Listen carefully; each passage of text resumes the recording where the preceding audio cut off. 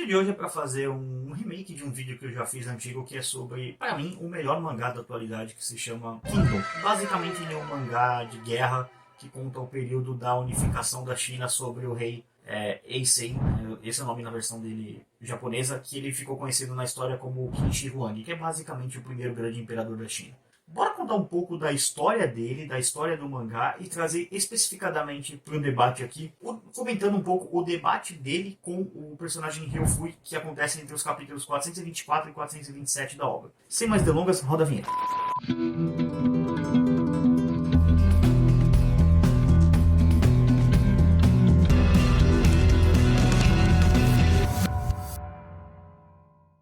E aí pessoal, beleza? Bem-vindos ao canal Libertário 013, o meu nome é Caio, esse é um canal de viés libertário que eu falo sobre economia, filosofia, política e ética por essa perspectiva, e eventualmente também sobre assuntos da cultura pop e coisas do tipo, e hoje é um desses vídeos que é para falar sobre o mangá Kingdom. Eu quero trazer especificadamente como ponto central do meu vídeo aqui esse debate, mas também falar sobre outros aspectos que eu acho interessante do mangá, sobre bem e mal, sobre a natureza da humanidade, que é o cerne do debate. E é bem interessante notar alguns aspectos desse mangá que, ainda se você for parar pra pensar, mesmo ele sendo um mangá que retrata a China antiga e tudo mais, a China antes de ser a China, né? Porque a China não era a China. Eles tinham a China como nome, mas ela era desunificada, né? A gente ainda tá preso nessas grandes questões, nesses grandes debates, de certa forma, porque, na verdade, o que o Ryofui e o Eisei debatem, o Ryofui, ele é o mercador que tá tentando derrubar o rei, e vou pedir aqui pro editor deixar a foto dele pra vocês verem, né? Só pra ter uma foto,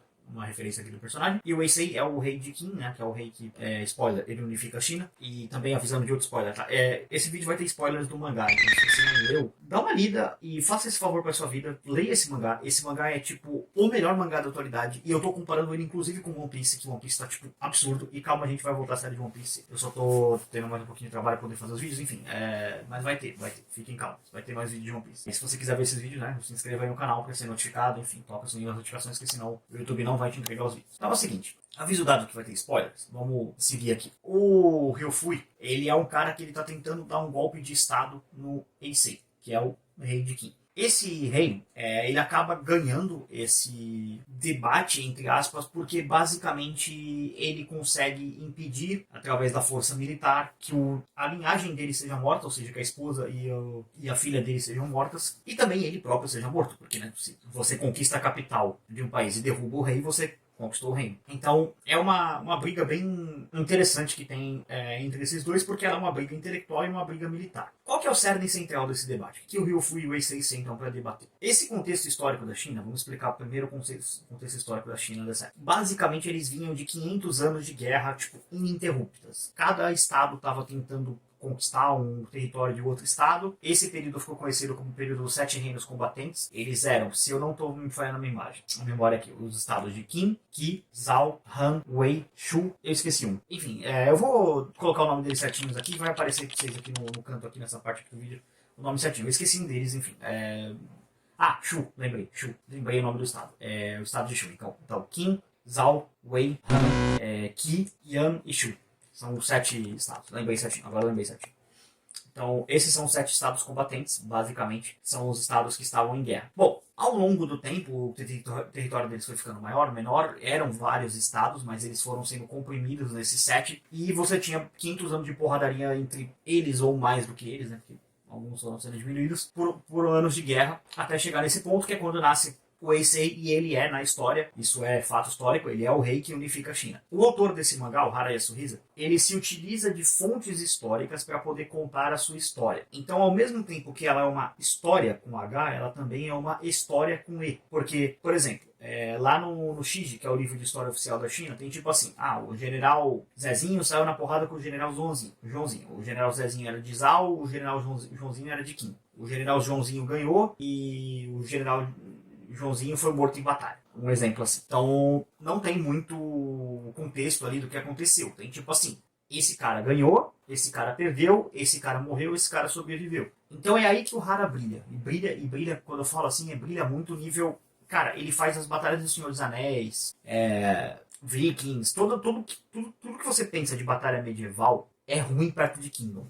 Kingdom tem batalhas medievais assim, tipo, em outro nível, é uma coisa absurda. Eu vou pedir aqui pro editor colocar tipo uma panorâmica de uns painéis aqui, que é basicamente quando você vê o campo de batalha inteiro por cima, que já te dá uma noção inteira de tipo cada tropa, na onde tá e tudo mais. Só pra vocês terem uma noção, só um painelzinho do mangá pra vocês verem, porque é bizarro. Então, né, pra vocês terem uma noção do que é a qualidade de Kingdom. Ela é insanamente melhor do que os outros mangás. Então, nesse contexto que a história começa, e nessa tentativa de derrubar o rei, né, mais uma vez, né, porque o Ryofui ele é o cara que quer tomar o poder de qualquer jeito, então ele já tentou derrubar o rei na primeira saga, não vou entrar muito em spoiler, assistam lá, pra vocês verem o que acontece.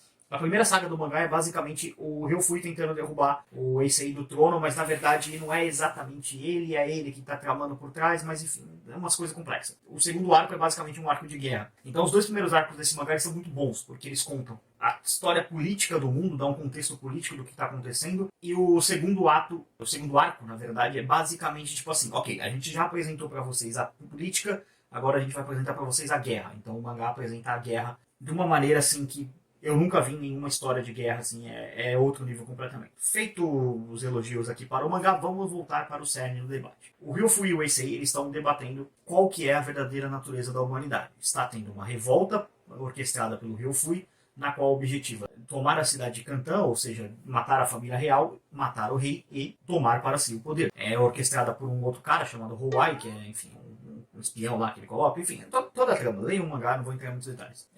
Que ele orquestra esse plano e aí os dois sentam frente a frente e tipo, beleza, bora debater, bora trocar uma ideia. Tá todo mundo lá se matando lá fora lá para poder proteger você, mas vamos trocar uma ideia. O Ryofui, sendo ele um mercador, ele é um cara que ele ascendeu da posição de, tipo assim, um mercador comum, um cara que vendia as coisas ali na época, para um chanceler de estado. Então ele era basicamente o cara que estava abaixo só, sei lá, da rainha, se o rei se casasse, sei lá, da rainha mãe, talvez, acho que seria também o cargo, mas enfim, ele estava lá nos altos cargos. Eu não sei como que funciona exatamente o ordenamento jurídico, o ordenamento sucessório da monarquia, mas eu sei que o rei está acima de todo mundo, então acho que seria rei, rainha mãe e depois viria os chanceleres. Enfim, deve ser mais ou menos isso, tá? Posso ter errado uma coisa ou outra por ignorância genuína aqui. Se eu errei, enfim, corrija nos comentários. Então, basicamente, ele estava num cargo de alto poder, independente qual que seria a linha sucessória dele, ele estava no topo da hierarquia. Então ele queria ascender e se tornar rei. Então, ele era um cara. Isso foi até apontado pelo Saitako, que é um cara que ele tem uma experiência muito vasta de vida, porque ele conseguiu chegar no topo do comércio, né? Ser um cara rico através do próprio comércio, dos seus próprios esforços como comerciante, e também chegar ao topo da burocracia estatal, sendo bom nisso. Então era um cara que ele tem tanto, vamos colocar assim, o Estado quanto o mercado. Ele consegue ver as duas perspectivas. O Ryofui acredita que a verdadeira natureza humana ela seja a natureza gananciosa, de certa forma. Ele defende, sustenta no debate dele, que a invenção mais importante da história da humanidade foi o dinheiro. Esse ponto é bastante interessante, eu tendo a concordar com algumas coisas dele. Eu vou deixar aqui na descrição como uma leitura extra para vocês, um livro chamado A Origem do Dinheiro, do economista austríaco Karl Menger. É austríaco porque ele é da Escola Austríaca de Economia e também austríaco porque ele é literalmente austríaco mesmo. Então tá aqui na descrição. Vou deixar o PDF dele e o link para compra também, se vocês quiserem. É um livro curtinho, tá? Acho que ele não chega nem a 100 páginas. E é basicamente um estudo sobre a origem do dinheiro, mostrando coisas que foram usadas como dinheiro ao longo da história. Mas qual que é o ponto do Ryofui? A humanidade é gananciosa. Quando o dinheiro foi inventado, isso ficou de certa forma exponenciado, porque agora as pessoas conseguiam ver, quanto dinheiro eu tenho? Eu tenho mais dinheiro do que o fulano? Eu tenho mais dinheiro que o Beltrano? Eu tenho mais dinheiro que o ciclano? Pô, tenho menos. E aí começa a dar vazão a essa ganância humana de querer ter mais do que os outros. De certa forma, o Ryofui não está errado. De fato, a ganância é um sentimento que faz parte da natureza humana. Existem seres humanos que querem ter mais dinheiro do que os outros, ter mais riquezas do que os outros. A grande pergunta que se faz aqui é como esses seres humanos vão ter mais dinheiro do que os outros. Porque, por exemplo, vamos analisar aqui como que o Ryofui enriqueceu. O Ryofui era um comerciante simples, um aprendiz de comerciante, né? Tem até um flashback nesse capítulo que mostra ele como um comerciante aprendiz. Ele foi de aprendiz para comerciante, depois foi ficando rico através de livre mercado, trocas voluntárias. Então ele enriqueceu através do meio do mercado.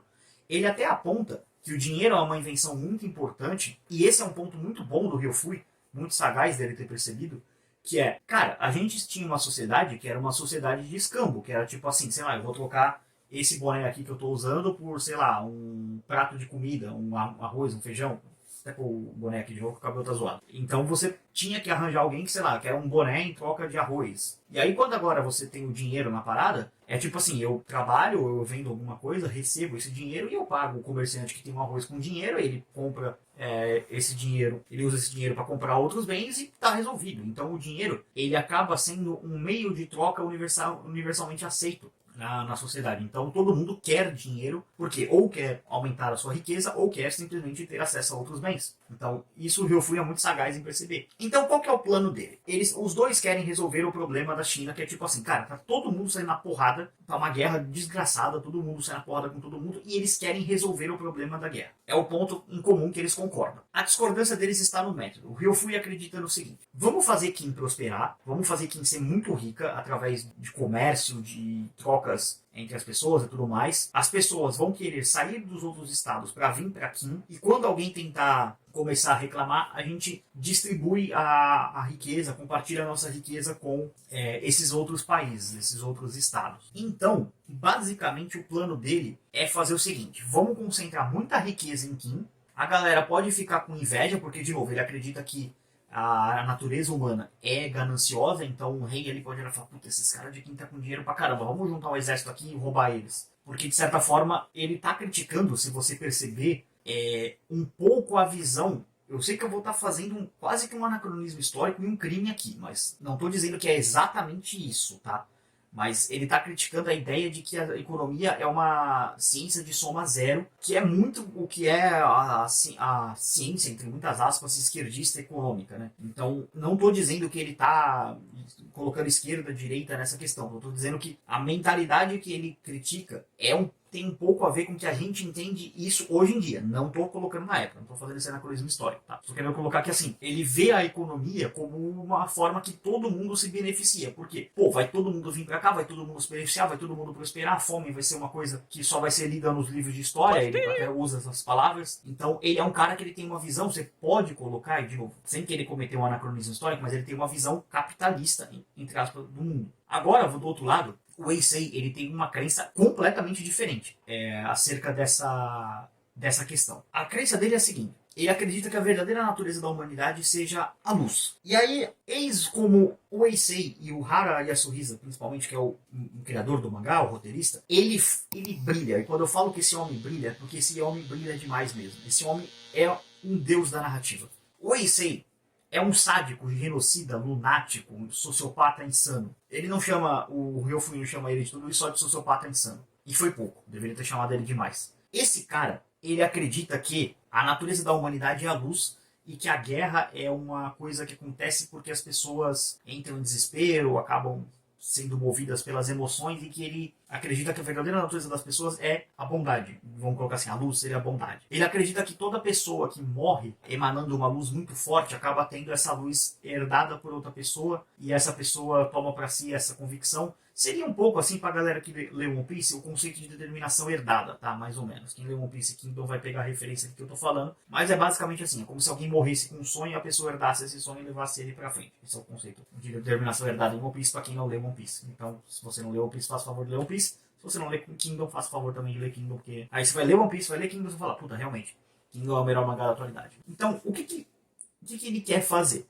Olha como o plano desse sádico maluco é insano. Ele quer unificar a China para acabar com as guerras. Como que ele vai fazer isso? Sendo um sádico insano genocida que vai, tipo, trucidar a China pela via militar até todo mundo obedecer ele. Cara, o Ryofui dá uma zoada nele, tipo, bem grande, assim, no sentido que não tem como você querer defender que a verdadeira natureza da humanidade é a luz e você que, tipo, querer jogar a humanidade nas trevas da guerra. Até o Ryofui fala que a guerra é uma das piores coisas que tem. Ele é bem crítico à guerra. Só que, assim, o Ryofui é um cara que ele quer acabar com as guerras de uma forma completamente diferente da forma que o Heisei quer acabar com as guerras. Quem que tá certo nessa questão? Depois, futuramente, vamos entrar no ponto que o Heisei começa a desvendar o caminho dele, começa a mostrar como que ele quer fazer isso. Futuramente, quando ele ganha, entre aspas, esse debate, e ele ganha também a guerra, né? No caso, ele ganha não a guerra pela unificação da China, mas essa guerra que estava acontecendo, ou seja, ele é salvo, a filha dele não morre e tudo mais, ele acaba suprimindo a rebelião que estava acontecendo, que o Ryofui causou. Ele acaba acontecendo o seguinte: futuramente, o Saitako, lembra que eu citei esse personagem anteriormente? Ele arma um encontro entre o rei de Qin e o rei de Qi.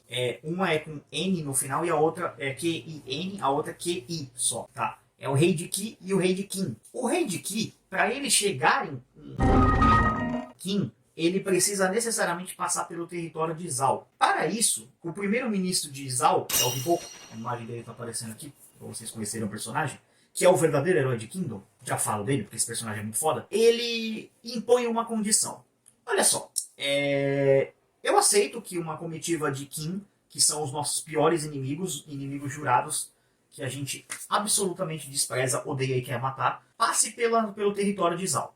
Desde que eu, Hiboku, ele sendo o primeiro-ministro, ele tem autoridade para isso, possa ter uma audiência para com o rei. E aí, beleza. O Hiboku chega junto com o rei de Qi, e basicamente o Hiboku, ele é o inimigo jurado de Qin por uma circunstância de dois personagens muito chaves que ele acaba matando, não diretamente, mas causando a morte, né? Porque ele é um general, além de ser o general de Zhao, né, o primeiro-ministro de Zhao, ele não é só o primeiro-ministro, ele também tipo, é o líder das forças militares de Zhao, então eu não vou dar spoiler de quem ele mata, mas ele mata, não só esse personagem, mas enfim, ele mata muito general importante de Qin, então leiam o mangá. E esse evento tinha sido bem recente, então ele não estava tipo, muito sendo bem quisto na corte de Qin, né? Ele era do estado arqui-inimigo e ele tinha acabado de causar a morte de um general muito popular e muito querido em Kingdom, em Qi, né? Em Qin, na verdade, né?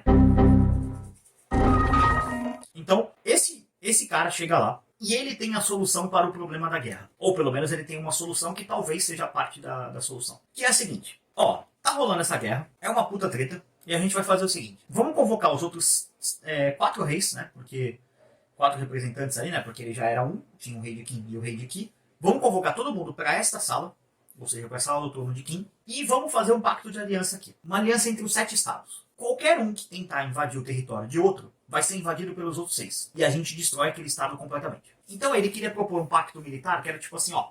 Ninguém vai invadir o território de ninguém. Se alguém invadir, a gente mata todo mundo. Então, basicamente, era um tratado que você não poderia invadir ninguém.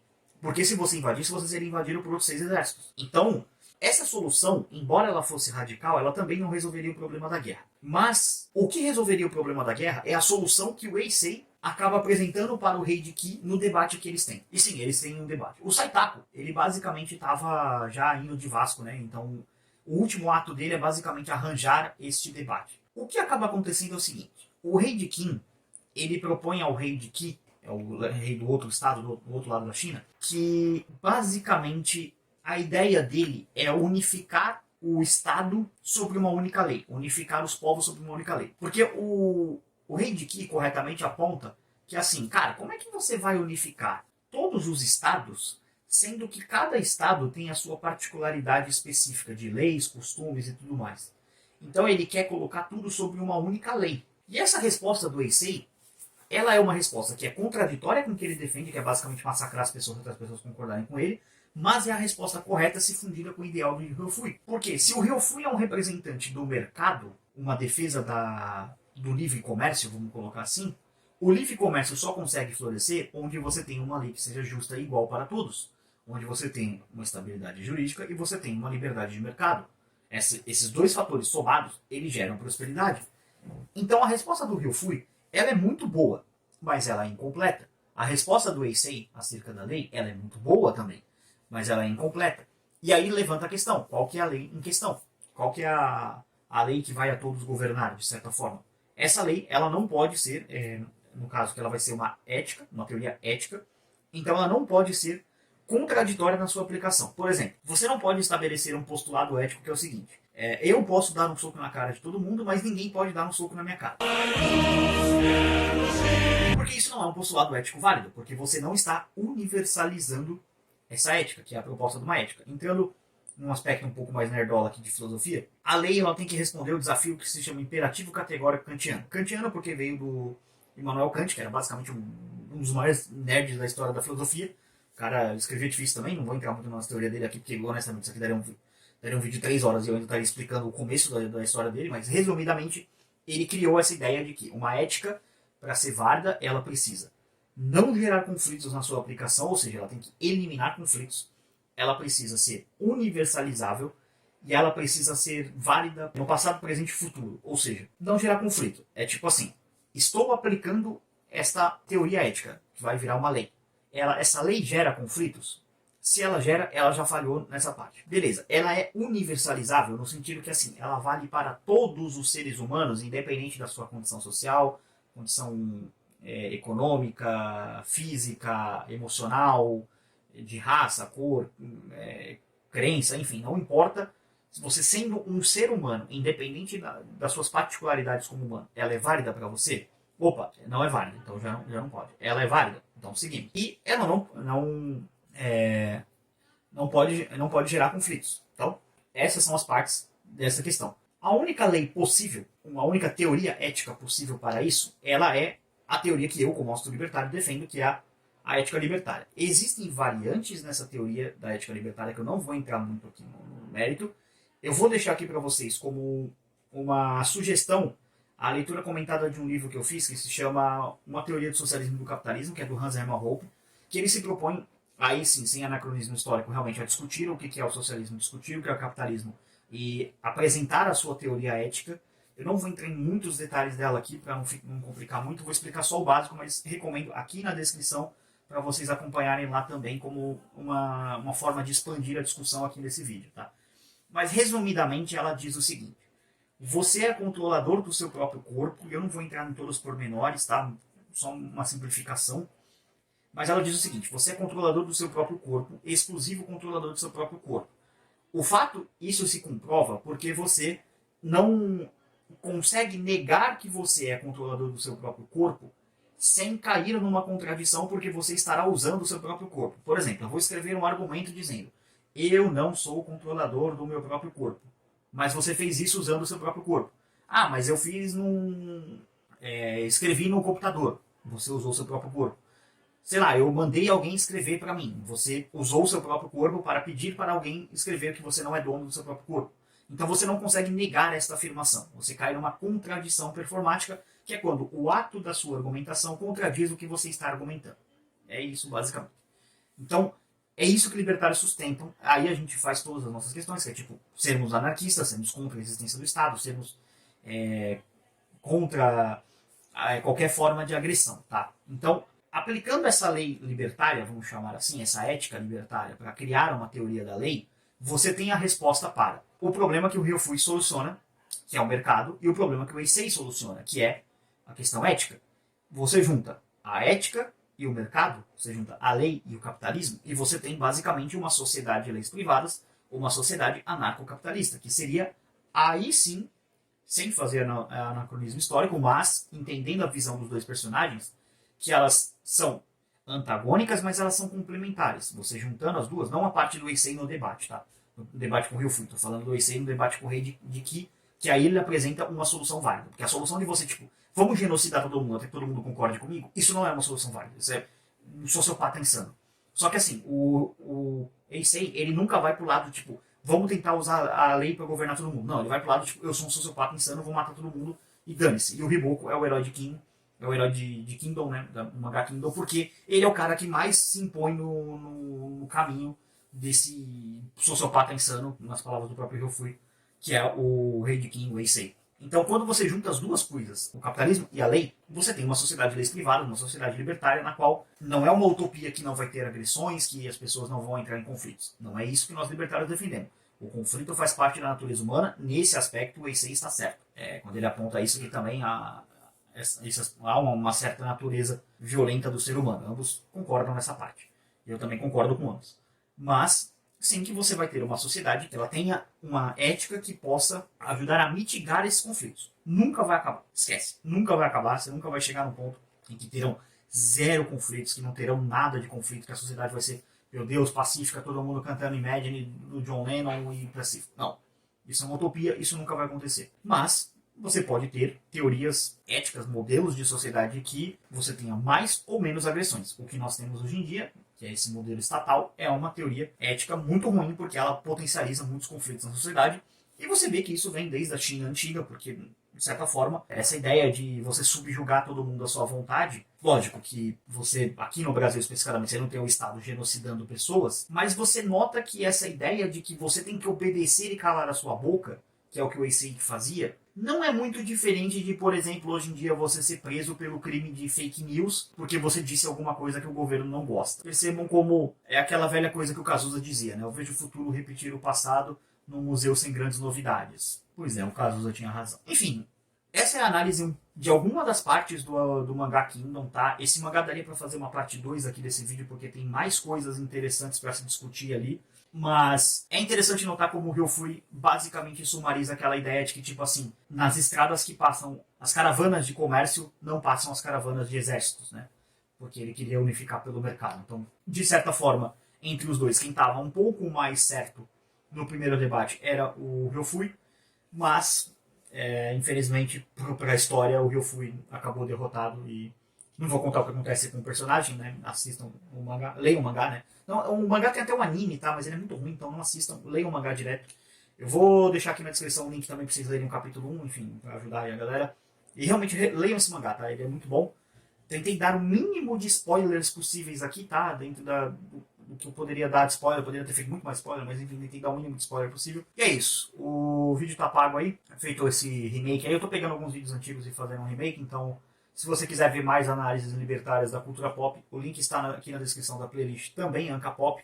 Comente o vídeo, compartilhe, jogue com mais gente aí, sei lá, tem algum grupo aí que fala de Kingdom aí, joga lá, fala, pô, o que esse cara aqui falou? Eu sou um leitor de Kingdom há muito tempo, tá? Desde 2019, se não me engano. Ah, eu não lembro. Quando saiu o capítulo 600 e... Acho que foi o 627, se não me engano, que eu comecei a ler, que foi quando o Paulo do canal Unidade fez o canal dele, que é muito bom também, vou deixar o link do canal dele aqui.